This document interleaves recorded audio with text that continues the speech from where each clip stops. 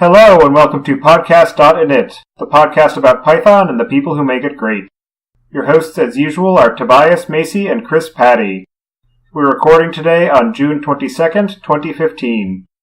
You can follow us on iTunes, Stitcher, or TuneIn Radio. And please give us feedback. Leave us a review on iTunes or Stitcher, contact us on Twitter, send us an email at hosts@podcastinit.com, or leave a comment in our show notes.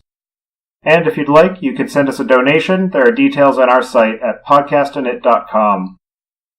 Today we're interviewing Alan Downey, who is a prolific author of many technical books, as well as a professor of computer science at Olin College in Needham, Massachusetts.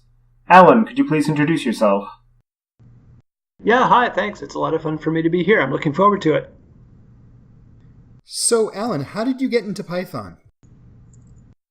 This is one of my favorite stories. I actually started with a Java book that I wrote in 1999. And I put it under a free license that lets anybody make modified versions. And Jeff Elkner, who's a high school teacher in Virginia, took me up on it. And he translated the book from Java into Python. He sent me back the Python book, and I learned Python by reading my own book, which was, it's very strange because I read it and it sounds like me. It's in my writing style, but it was telling me things that I didn't know. So it was a very strange experience. It's like in time travel movies where future you comes back and tells you things that you need to know. I learned Python from future me. You must learn Python or the universe will perish. That's right. Learn Python if you want to live. That definitely sounds like it would be somewhat of a surreal experience. So, what attributes of Python make it well suited for use in teaching computer science principles? A lot. I think it's a great teaching language. I think it's a great first language for people who are just learning to program. One part of it is the syntax is simple. For beginners, that makes a big difference. The error messages tend to be good. They're written in the vocabulary that the students understand. So that makes a big difference. And the whole batteries included philosophy. It means that you can get right into the data structures. You've got lists and dictionaries built in. And you can get right into the modules that do things like graphics and network communication, the things that make programming really engaging and fun. So, one of the things I found very compelling about Think Like a Computer Scientist is its use of interactive turtle graphics very early on. What makes the turtle continue to be a compelling educational tool, and what made you choose it for this book in particular? Right. Yeah, it's funny. It goes all the way back to Logo. As far as I know, maybe it goes farther than that. And so many languages have some version of turtle graphics. It's a great way to learn. I think there are two pieces. One, everything that you do has a visible effect on the screen, which makes it a lot easier to understand the model of computation, a lot easier to debug. So much of what makes programming hard is that it's invisible. It's happening in this abstract world that's hard for students to get a grip on. So making things visible, I think, makes a huge difference. The other, I was thinking about this, I use it in ThinkPython to introduce functional decomposition. The idea of taking a big complicated problem and breaking it up into a bunch of small functions. And I think that works really well with turtle graphics because there's no return value from these functions. They are all functions that have side effects but no return values, which is a little bit of a simpler idea of what a function is. It gives students two steps where first they learn functions that only have side effects and you only add return values later. So they get a little bit more time to understand what I think is the hardest idea when you start to program, which is really getting functions. That definitely makes an awful lot of sense. I'm a huge Logo fan from way back. I was an Atari Logo fan, and I love the whole concept of turtle graphics. I think it's an intellectual springboard, really unlike any other in lots of ways, because it's this really simple conceptual interface through which you could explore all kinds of really interesting and complex geometry fields of inquiry. And so I was really excited to see you use it. That's great. Thank you. That's a great point about geometry. I think it's a way to take a topic that's part of the math curriculum and work with it in a way that's much more engaging for students. So yeah, it's a really fun approach. Yeah, and it's very interesting to hear you talking about using that as a way to sort of give a gentle introduction to some functional principles as well, because it's something that I know I at least would never have associated with functional programming, and I'm sure most other people wouldn't either. So it's just an example of how some simple things can have some very complex things underneath them if you learn to look at it the right way. Right. You can get to recursion very quickly, which is, notorious for being a difficult idea. But with turtle graphics, you can write, just 5 lines of code and have things drawing, trees and snowflakes and things like that. So did the structure of your courses change when you started using Python as the language in your classroom? And were you able to cover more material as a result? Not more material. I mean, there's a certain amount of time. There's only so much you can do. But I felt like I was able to replace some of the least interesting material with much better material. I was teaching in Java before, and Java is a good language. It has a lot of nice properties. But for beginners, they spend a lot of time with the syntax. So they're moving the semicolons around, getting the squiggly braces in the right place, those kinds of things. When that is out of the way, we get through the basic elements of the language more quickly. And so that does change the structure of the course. Instead of spending a whole semester really focused on the language, I get through most of the language in about 7 weeks. It's a subset of Python. It's not everything. But after 7 weeks, the students are really ready to do substantial projects. So the second half of the class, most of what they're doing is a project where they get to choose almost anything they want to do. A lot of them choose games and things like that, but some of them do some really interesting, really substantial projects in an introductory class. As I'm sure anyone who has worked in a language, in one of the C-style languages can attest, moving from that to Python definitely frees up a lot of time spent dealing with punctuation that can sometimes become very fiddly and lead to obscure bugs that you're not quite sure you understand why they're happening, and definitely having the more human-readable syntax of Python certainly speeds things along. Right. I think the very characteristic that you're talking about is exactly the reason why some really dyed-in-the-wool programmers like C people and C++ people hate Python, because the fact that it gives you this very structured syntax where there's very little ambiguity drives them nuts, because they feel like they're having their fine-grained control taken away, and they can't stand it. At least that's my experience anyway. Well, I disagree. Oh, really? Do tell. Well, I don't feel like I'm losing any control at all.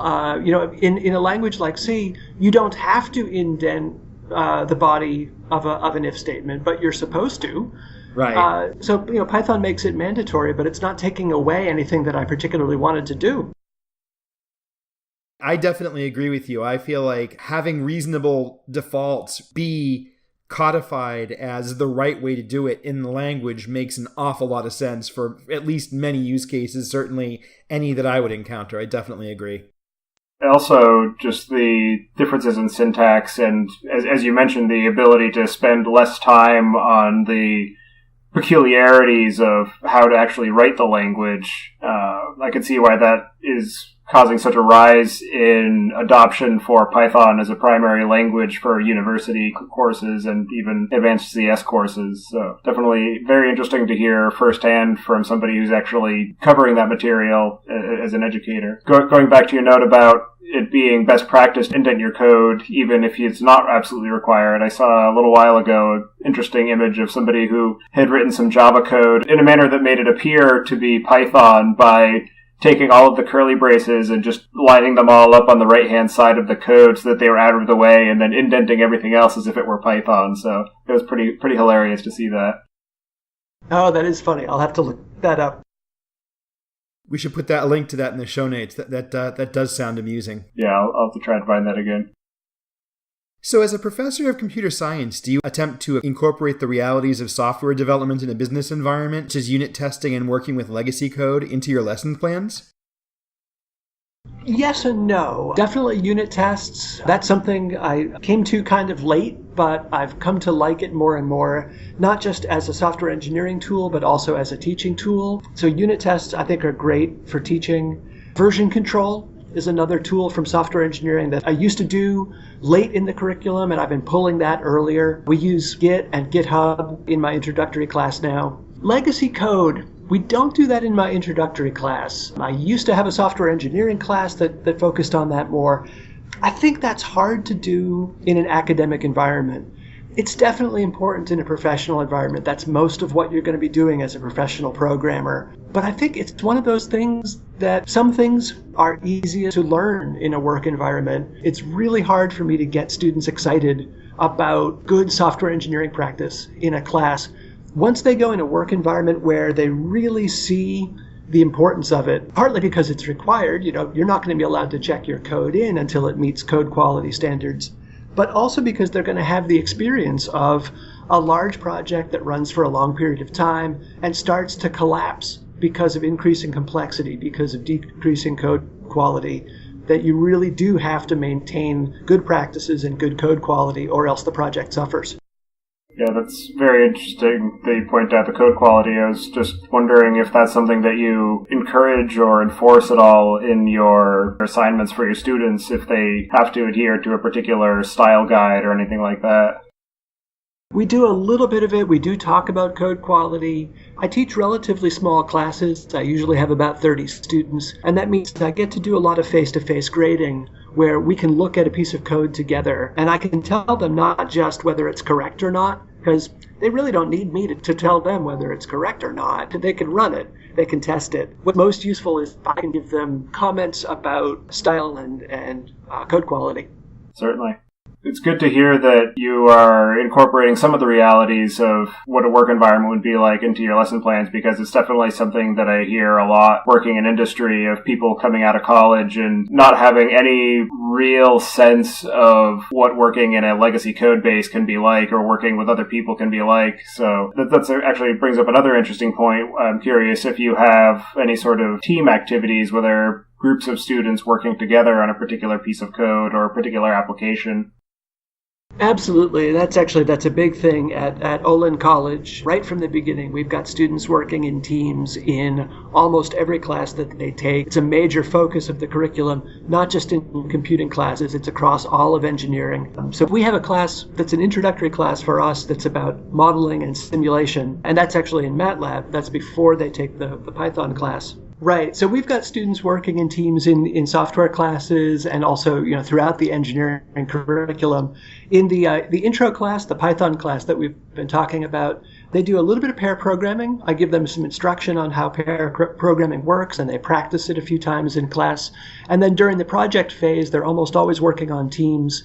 Usually 2 to 5 students is the typical size for those teams.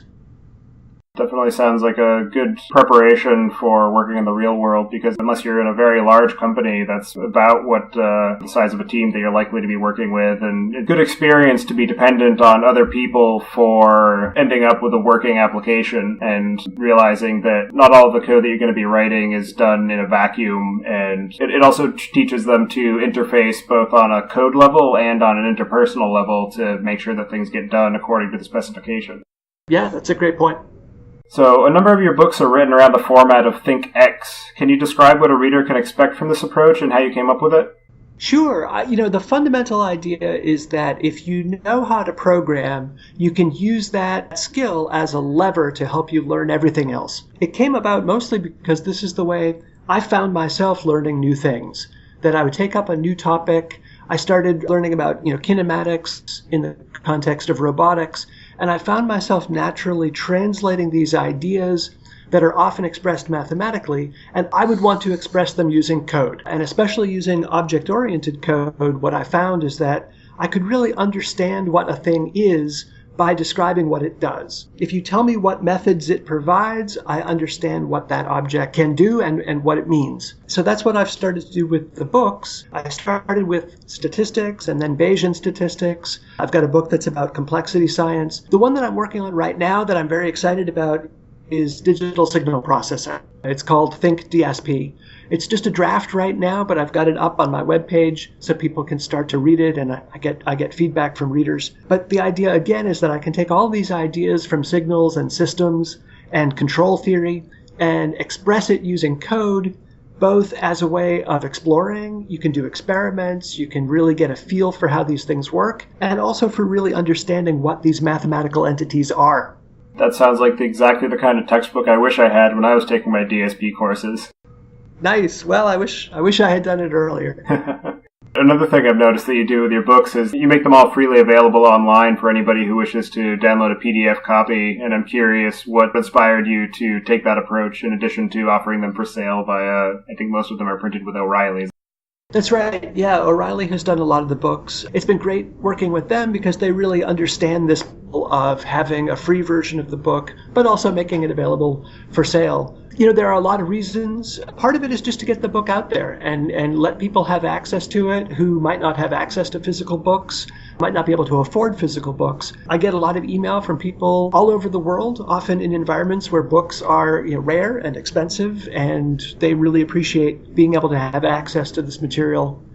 It also, it's a different product. It's not just, one book is under a free license and another book is under a restricted license. The free license lets people make modified versions. They can translate it into other human languages. They can translate it into other programming languages.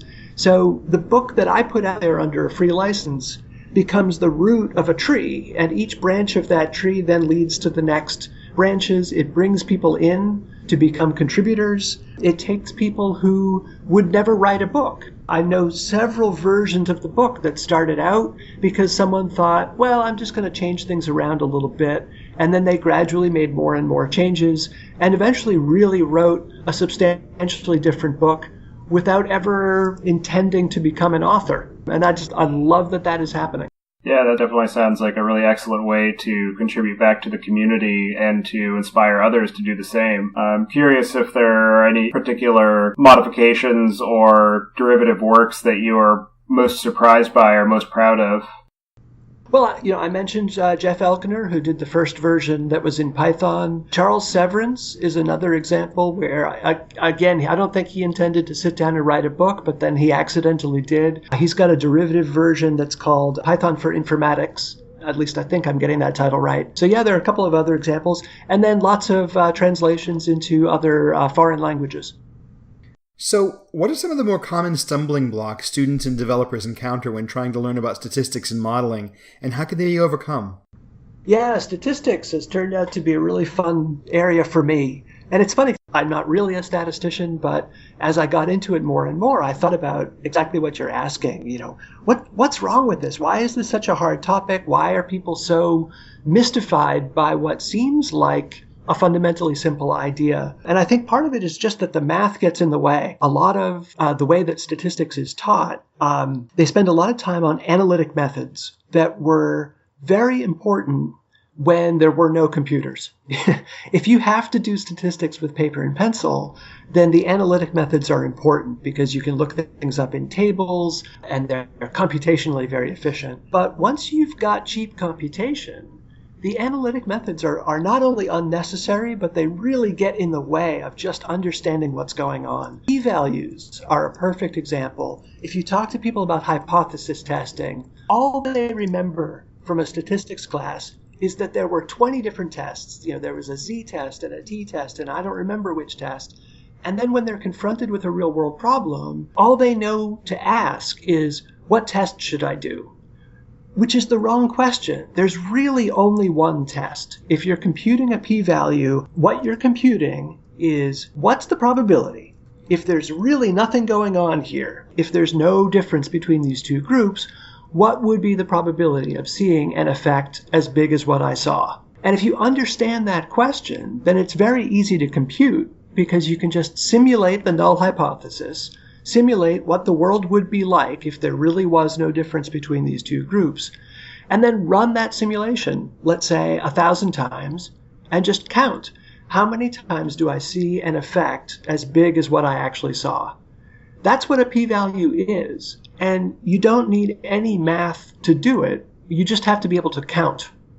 Yeah, it's very interesting to reimagine how statistics and analytical methods can be taught now that we do have these computational capabilities that weren't possible when all of these disciplines were first being invented. Yeah, I could definitely imagine how that would make them significantly easier to learn, because I've dabbled a little bit in trying to teach myself some statistics, having come from more of an engineering background. And yeah, so some of the coursework that I've seen is just very confusing and hard to approach and really comprehend because of the way that it's presented. And I can imagine that reapproaching that from a computational perspective would definitely make it easier for me as an engineer, and I'm sure for other people as well who may not have that hardcore mathematical background. You know, it kind of reminds me actually of the emphasis on relatively complex number computation as the basis for mathematics, right? Like I'm terrible at math, which I realize is like, you know, I have many friends who are math geniuses who just look at me when I say that and cringe, because they basically say, you know, nobody is terrible at math. You just need to stop being afraid of it and do it. And one of the things they told me recently is, I'm terrible. I have really bad vision. I'm partially blind. And so I'm very, very bad at the really long division with 15 digits kind of problem, where you have these incredible stacks and columns of numbers that you have to get in careful alignment, or else the answer isn't going to come out right. And, you know, I end up stalling there in Khan Academy because I more often than not don't come up with the correct answer.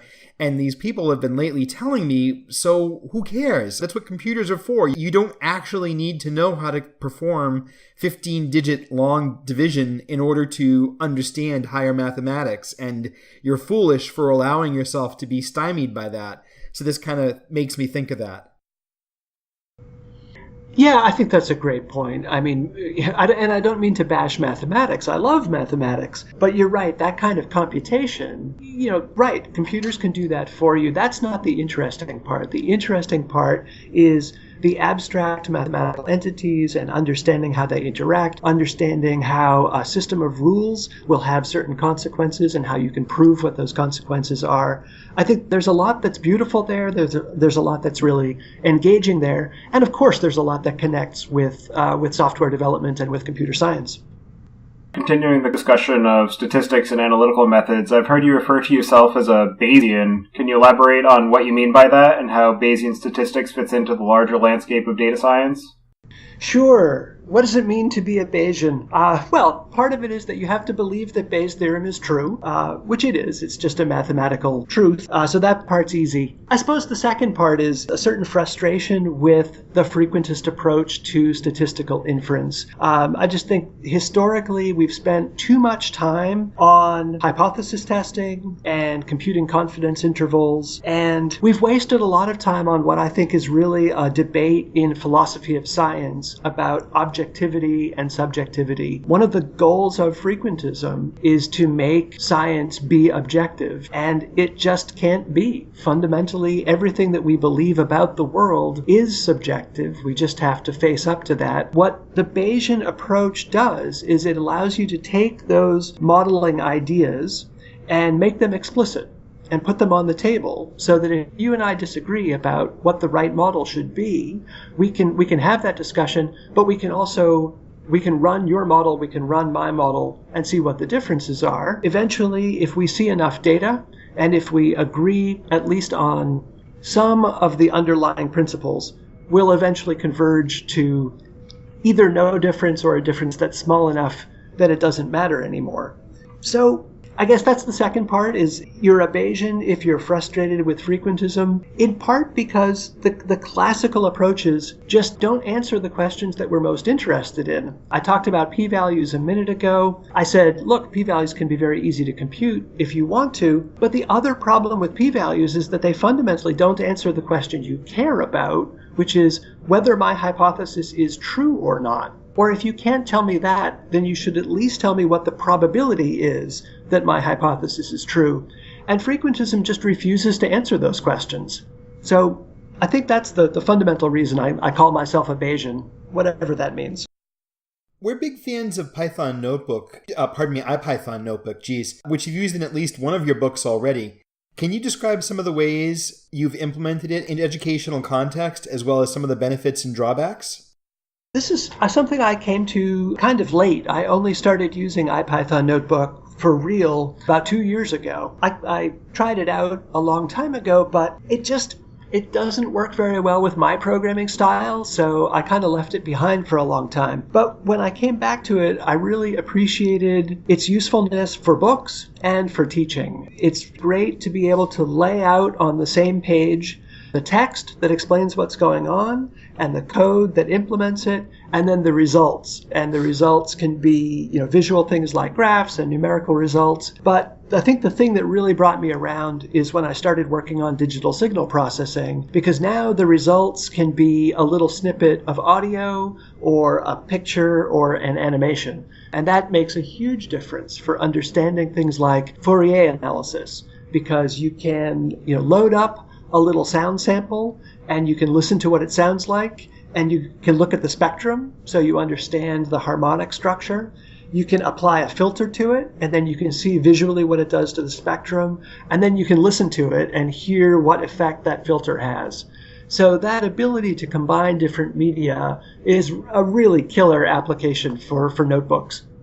Yeah, I definitely think so too. And along those same lines, and perhaps a slight nuanced spin on that is, for me anyway, I am definitely the kind of learner that it doesn't stick until I do it. Trying to wrap my head around a complex concept just doesn't occur until I really sort of have the opportunity to play with it, roll it around a little bit, see how it works, crank the cranks, pull the levers, see what springs pop out. That's just the way my mind works. And I personally feel like having something like an IPython notebook bundled in with an educational experience that I'm shooting for would be a tremendous way for me to get that experiential practice with a thing that can be very hard with a traditional textbook, and even just a traditional textbook with source code examples, for instance, because it's so easy to get lost in the weeds.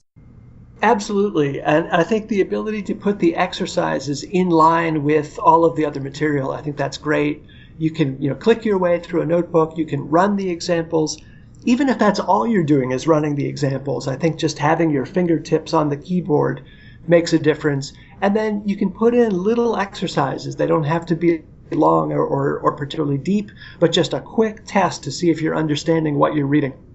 Definitely just adding that level of interactivity can make a huge difference in terms of being able to cement the content when you're learning it, because there have been countless studies shown that just sitting and watching a lecture or listening to a lecture and not actually doing anything is much less effective for being able to create long-term understanding versus, as you said, just even going through and running the different steps one by one. That superficial level of interactivity really gets you more engaged with the content and makes you think a little more deeply around what it is that is actually happening behind the scenes, and I'm sure would encourage people who may not otherwise think of it to maybe tweak some of the variables just to say, oh, well, what happens if I just make this tiny little change here? And then they can just see immediately what really is happening as they make those changes.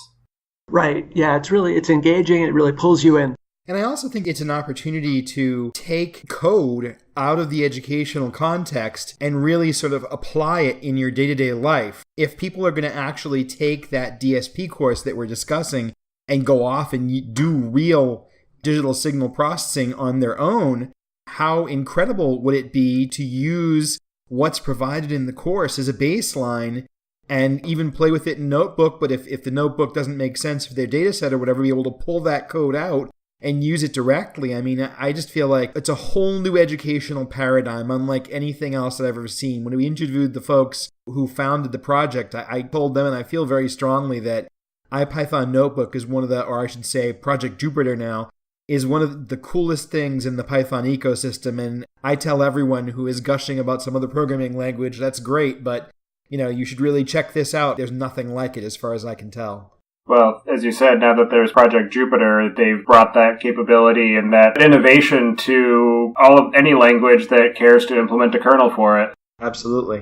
And I think that's exciting. There's one thing about that I'm interested to see where it goes, is that now that you've got, I think they've got 10 or 20 languages that are all in the same environment, all in the same workspace, and interact very easily. I wonder if we'll see more projects that are hybrids of lots of different languages where each one is contributing the little piece that it does the best, and projects that really take advantage of that common environment. Yeah, definitely very much so. I believe they said that you can actually run multiple different languages if you're using the Python kernel all within the same notebook, and I believe you can pass data back and forth, but if not, I know that there's another project, I want to say it's from the folks at YHAT, but I could be wrong. The Beaker notebook that I know for a fact supports passing data between cells consisting of different languages so that you can, as you said, have that interactivity between languages where you can really leverage the specialty of that language for doing small bits of manipulation and have a much more hybrid approach to data processing. Are there any questions that you feel like we should have asked but didn't, or is there anything that you'd like to reach out and a message you'd like to shout out to the community? I think you've asked a really interesting set of questions, and of course you guys have had some interesting things to say as well, so I appreciate the conversation. It's been a lot of fun. As I said, I put these books out under a free license, hoping that people will take advantage of that and use the books in the way that works best for you, and modify them, adapt them for your own environment. And if you have the opportunity to make a contribution, if you want to translate a book or do a different version, like ThinkStats, I just did a second edition of ThinkStats. It uses Python, it uses pandas. It would translate really well into R. I would love somebody to do an R version of ThinkStats too. So I guess that's my shout out, is find something that you want to contribute to, and let's do a project. So I guess at this point we'll move on into the picks. So for my first pick tonight, I'm going to choose IMAPI. It's a Python library that I used recently for doing some analysis of emails that I had in my mailbox, all from an alerting system that I needed to try and see what were the commonalities between all the messages. And IMAPI just really made it dead simple to get those emails out and start running through them, doing regex processing on the contents. And for my next pick, I'm going to choose ScudCloud, which is a Linux desktop client for the Slack chat system. So for anybody who is using Linux and is using Slack and is tired of having to always have a web browser open to use it, well, there's your answer. It's essentially just a Qt web frame that runs Slack inside of it, but it provides just enough separation from your usual web browser to make it a little bit more utilitarian. For my next pick, I'm going to choose Thrive, which is an online food purchasing club, essentially. So you can get organic and really health-oriented foods at significantly discounted prices from what you would be able to find in the store. So for anybody who's really trying to be health conscious and aware of what they eat, it's just a good way to save a bit of money there. And for my last pick, I'm going to choose a service called Flubits, which is for pair programming. It has editor plugins for Emacs, Sublime, NeoVim, and I believe IntelliJ perhaps. And what it does is it lets you run the plugin, and all of the changes that you make in your editor are shipped to somebody else who is in the same workspace as you, so they'll see the changes live in their editor. So you can really just pair program remotely without having to be sitting right next to each other. And it's just really well executed experience. And I telecommute. I live in New Hampshire and work with people in Boston, Virginia, and it just really makes it a lot easier to collaborate on code when we're trying to puzzle through a particular problem rather than having to do a screen share and try to, type by voice through the other person. So definitely worth checking out. Chris, go ahead.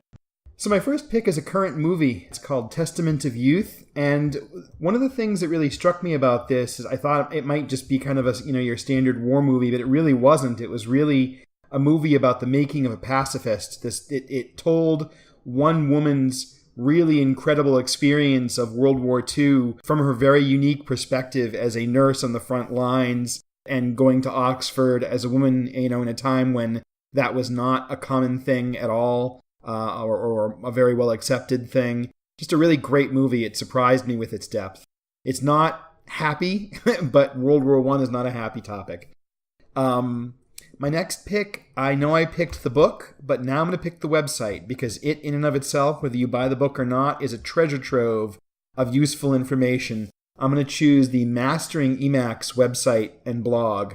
There are just so many articles in here that are so incredibly useful, even once you've, read the book, or whether you read the book or not. about getting various nodes, Emacs modes up and running. There's an introduction to the Git extension mode to Emacs. It's a really great resource that anybody who is into Emacs should definitely check into. And for my final pick, I'm going to choose pardon me, I have one more after this. I'll be quick. I want to pick Stay Focused. It's a Chrome extension, and it will allow you to have a list of websites that you are only allowed to spend a user-defined length of time on per day. So you can, give yourself 10 minutes on Reddit, let's say, and then it'll remind you, hey, maybe you should be doing some work. Which, it's not like it actually prevents you from doing anything, but it is a handy way to say, just curb that all of a sudden you realized you wasted 20 minutes, looking at Reddit problem or something like that. And my final pick, I'm going to pick a game. I'm going to pick Bethesda Software's Fallout Shelter. It's a mobile game. It's on iOS right now. It's coming to the Android folks, coming to you soon. And it is a really neat kind of resource management thing where you are the overseer of a vault in the Fallout universe. It's Bethesda, so it's really well designed, really carefully balanced and well put together, and just an awful lot of fun. And that's it for me.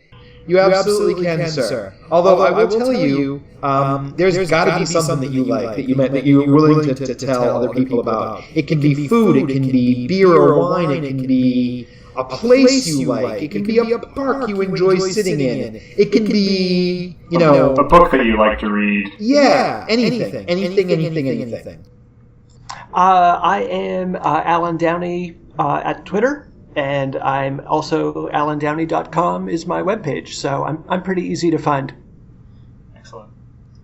Well, as we said, thank you very much for taking the time to speak with us, and I'm sure our listeners will really enjoy hearing everything you've had to say. Thank you very much. It's been a lot of fun.